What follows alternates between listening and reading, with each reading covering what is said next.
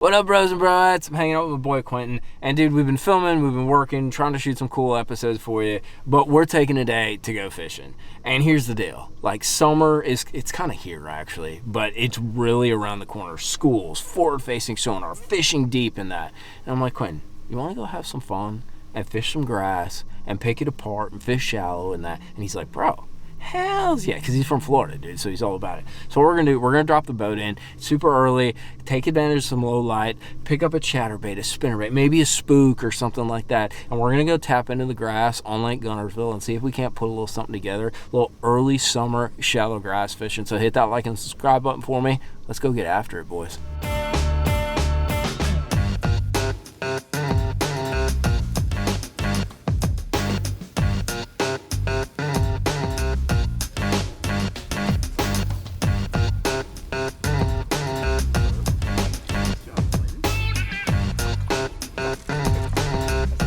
We came out with a spinner plug, going a little OG, old school style, and my boy Quentin caught himself that is a sizable critter, buddy. Good looking fish there, dude. All right, dude, you want to get a release? Yeah, let's get it released. An old war eagle, dude. I think it's like a shad spawn fish, to be honest with you. Dude, keep it up. I gotta change spinner baits, dude. He's freaking cleaning up. That's like 5. So my buddy Quentin just caught himself like a 4.5, 5-pounder. I was throwing a double gold blade catalyst. I want to go with something that has a little smaller blades. I gave Quentin the War Eagle, ½ ounce, and I want to find something that's a little more, I guess you'd just say downsized. So I'm gonna dig through my spinnerbait stash just like that. That's what I'm looking for. It's just a little War Eagle with those downsized blades. That's a ½ ounce. And sometimes these fish, when they come, like spinnerbait fishing's old school fishing, so sometimes you gotta play with your blade size because it really makes the spinnerbait track differently. Like, look at the difference between this. Look at that blade and that blade. That's really gonna make your bait rise versus go down. And then obviously it depends on, you know, line diameter and all those things. But playing with your blade size along with the weight is hugely important when it comes to like OG blade fishing.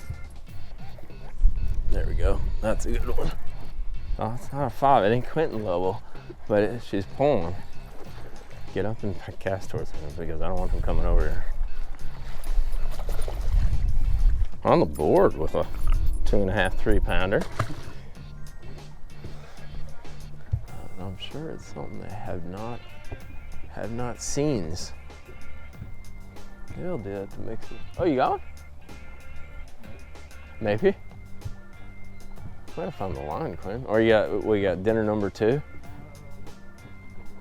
Oh, nice, dude. Quentin. Oh, I don't care. Do you still on there? I don't know. You just get. Oh, Quentin. Sorry, buddy. It's fine. Don't worry about it. Grab the. It doesn't even matter. I just don't want it in the water. Did I do something wrong? No. Oh, I mean, yeah, you tried to boat flip a 4-pounder, but whatever. I don't give a shit. So Quentin just broke one of my rods on a 3-4 pounder. Nice job, Quentin. Please don't boat flip the next like 4-pound fish you try to catch. All right, bro.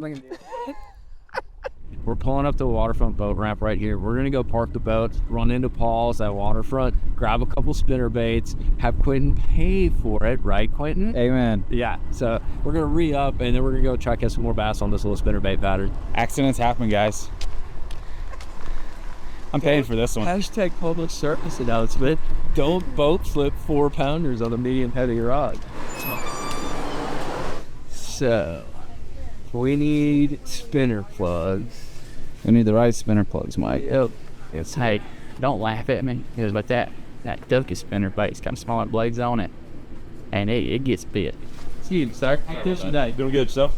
Doing great. You take me down the rabbit hole, not gonna be happy. You have the Mega Bass SV3 spinner bait. That's a wanky bro.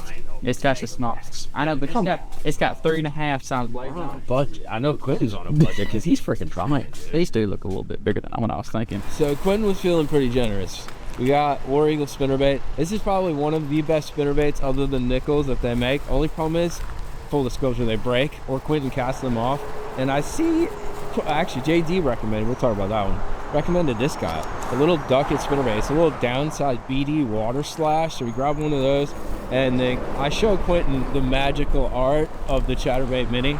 So he done got one. He'll like that, even if we don't freaking slang it for that. So we're gonna get back out there, try to pick up on the spinnerbait bite, and see if we can't put it together. Only downside is the sun's come out, and this is really a low light kind of, I don't know, choppy water kind of deal. So I don't know if it's gonna hold too, but let's give it a try, Quentin.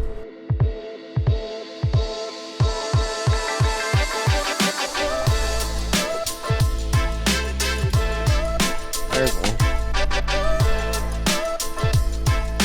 So the spinnerbaits work again. We're back on the board. A little stop and go, guys. The sun kind of came up, so I'm playing with some retrieves to see if it makes a difference. On that fish, dude, when the moment I stopped it, and look how she ate it.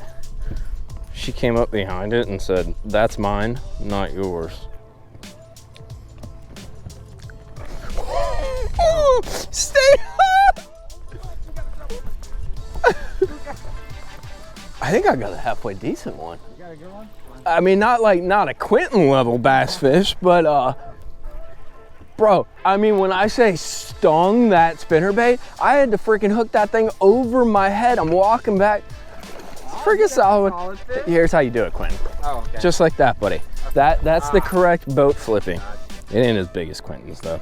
So you can put that one in the mouth, just like that. Nice fish, Quentin. All right, so power pulls now, and this is kind of how it works, guys. So you'll hit a little stretch, especially when you have the proper baits, but you hit a little stretch and you just kind of power pull down, stop, and then you're gonna pick it apart. And usually, I'm not saying they're in a school, but usually there's kind of a pod roaming around, so we're gonna keep firing at them. So Quentin's got the two bigs for the day, like smoked them this morning, but in the past like 50 yards, I caught like 3 or 4, dude. And he's getting all moany and groany in the back because he's got the ducket spinnerbait tied on and I got the war eagle, dude. And he's like, my spinnerbait sucks, da, da, da. So now he wants to retie it. Well, when we rolled into Waterfront, they didn't have like that white chartreuse. We got a little bit of stained water. There's a lot of wind chop. You want something that looks like the shad but has a little brightness to them to call up. So that's the color we got right there. What I'm actually gonna do is go ahead and modify that using my spike it just to give it some little brightness, and actually it's gonna end up looking practically exactly like what we were throwing this morning. So let me crack this thing open right here. Now I'm gonna use the cardboard down here. I'm just gonna lay the spinnerbait on there, and that's why these markers are cool, because the dippet things can get a little out of hand. But all I'm gonna do is on one side, I'm just gonna go and marker that skirt material, and actually it's gonna put the whole garlic spike scent on it stuff, but I can marker kind of one part of that skirt material. And then let's take a look. We gotta get Quentin's approval. Is that enough? You probably want a little more chartreuse. Yeah, just a little bit more. All right, so we're gonna get a little more chartreuse on there, do some more skirt strands. But it's a cool thing you can do. That's why you can almost travel with, you know, like one spinnerbait in white or in this like kind of like ghosty shad color, and then you can bring that chartreuse marker and then just adapt to the water conditions. You know, maybe you're on smallmouth and you want to put some pink in there or spots, and you want to brighten it up with like a pink or like a different color, something that's a little louder, or you want to go darker and put some orange in there because you're dealing with some winter conditions. So that's what we end up with right there. I'd say that looks pretty good, right, Quentin? Yeah, dude. You're cool with that? Yeah. It's got a little brightness. It's got that little ghost skirt, and Quentin will be a lot more confident in it. Won't you? You were moaning, Maybe dude. I'll catch a fish. You were moaning. We'll tie this thing on. That's a great fucking big one. That might be a donk, dude. He freaking dead stopped it. Yeah. So Quentin kind of dialed in the first round. Guys, I'm fishing like more of the break. He was, yeah, it is. He really had it dialed in shallow, and what I did is we backed off the edge. It's like kind of day now, so I backed off the edge, and I'm doing an old school kind of slow rolling the grass edge technique. Something I used to do in Wisconsin with a spinnerbait all the time. Oh, they creeping closer, Quentin. They creeping. I mean, I would do the same thing. Gotta catch them. Gotta get theirs. Gotta get them FFS fish, boys. Oh. Yeah, nice job, Quentin. We're playing chicken with some guys throwing a glide bait down on a freaking creek, dude. Nice shot. Fish is super green, dude. Like super duper green. Got himself one on the sticky dicker. That's what it looked like, right? He's feeling like a worm. I don't know. Oh, we're gonna tangle. It's gonna get ugly, boys. That might be a little better one. That actually looks like a good fish, dude. Got one? We got a double up? Nice. Oh, we got a couple good ones. Friggin'. Get in here. Dude, that is a post-spawn fish if I ever saw one, dude. That joker is so thin. It's bigger than I thought. Quentin ain't got a big one. Nah. Come on. Chatterdonker versus spinnerbait fish. Chatterdonker fish works. Dude, that's nice. Double. That was freaking cool, dude. Right. Now. Yeah, love it. That was a win, Quentin. That was a win. Guys, I don't know what happened. I don't think we did anything wrong, but like these guys pulled up on this and they're off on the channel and shit, and it's fine. And we were power pulled down and they just kept creeping closer and closer. And we're catching fish, so I understand it in that, but we were kind of playing chicken for about 45 minutes. And let me tell you something, we won. I think we caught about 20 of them, including a couple like 2.5, 3 pounders. So that's a win. No confrontation, nothing escalated. We just minded our business and did our thing, caught fish. But that's a W, buddy. I like it. That's a W. For this, sorry, Quentin, can you move? You're good, buddy. Have at it. Oh, Nelly! I come off! Oh. He come off! Oh, we're just talking about losing fish, talking about the video. That would have been the end, guys. That was a 4.5, 5. That was a really good fish. You might have beat me for big fish if you could have got that in. You didn't get it in, so. You win some, you lose some, guys. Damn it. Yo, spinner plug, freaking took him to school, boy. I was talking to Quentin, and I'm like, Quentin, we've been filming all these days. I'm like, bro, me and you have a good time together. Let's go have some fun and pull on some. And I'm like, here's the caveat, too.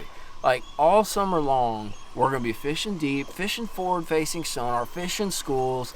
Let's go fish some grass. And I was talking to my buddy Miles Murray, who's a guide on Lake Guntersville. If you guys ever need a trip or any kind of like info trip, graph trip for Guntersville, hit him up. Super cool dude and an absolute hammer on the lake. And he's like, Mikey. He talks like he's like, Mikey, bro, Mikey. Like, dude, there's fish in the grass.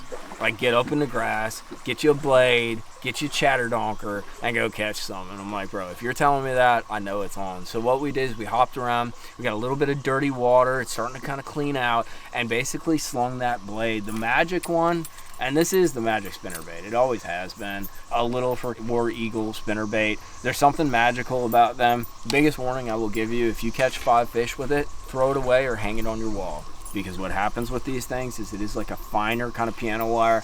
They will break, but it is also why they catch fish. And we did that mod on it with the marker. We used that chartreuse marker to actually modify what was kind of like a ghost skirt. I like the double willows. Water's warming up. These fish are active. We want to move that bait pretty quick. So the double willows allow you to kind of like, I don't know, reel it up, dude. Make it move. They're chasing shad, they're chasing bait, and that spinnerbait's a perfect mimic for it. Had that set up on 15-pound fluorocarbon with the rod my buddy Quentin broke. Thank God I have like 4 of them because I love this rod. It's an XD3. It's a workhorse rod. 7 foot, medium heavy, SLX 721.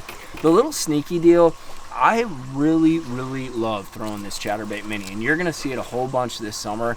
I actually paired it up. There's a new trailer from Komodo. I asked Val to build a trailer specifically based off the Komodo, but for the chatterbait mini max, and he came up with this. It's a downsized Komodo, but it incorporates 4 appendage tails like that, and dude, it looks like a minnow. Like, it literally just swims and shakes. I'm always about chatterbait trailers that don't add to the chatterbait action, but are influenced by it. I guess that's the best way to put it. I don't like all these flappy doodles on it. I want the trailer to sort of accentuate the chatterbait and take away and use the action and the motion of the chatterbait to swim and kick in that. And that's exactly what this thing does. Had it in like a little shad pattern. That's white lightning with a little, I don't know, little chartreuse, kind of like a ghost or a mouse pattern on the chatterbait. 1/2 ounce, 15-pound fluorocarbon, and then I was running it on, this is the Halo Rave. I like doing this chatterbait mini on a little lighter rod. This is a medium. It's kind of like a cranking rod, has a little more moderate tip to it,